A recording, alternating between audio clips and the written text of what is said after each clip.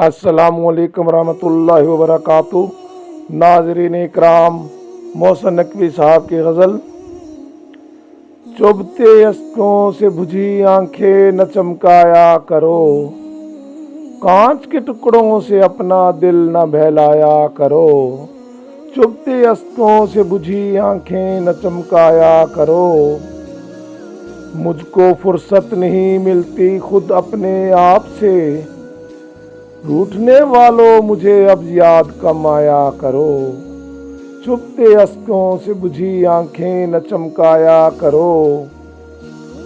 दोस्तों, मैं अपनी ज़बान से वाकिफ नहीं, जब मेरी बातें समझ लो मुझको समझाया करो। चुभते अश्कों से बुझी आंखें न चमकाया करो। अब तुम्हें भी शहर वालों की हंसी डसने लगी, मैं न कहता था मेरा दुख ना अपनाया करो। चुभते अश्कों से बुझी आंखें न चमकाया करो। मख्तार जी।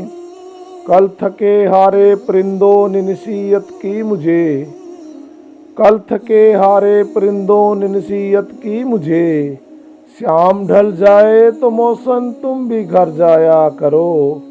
चुभते अश्कों से बुझी आंखें न चमकाया करो, कांच के टुकड़ों से अपना दिल न बहलाया करो।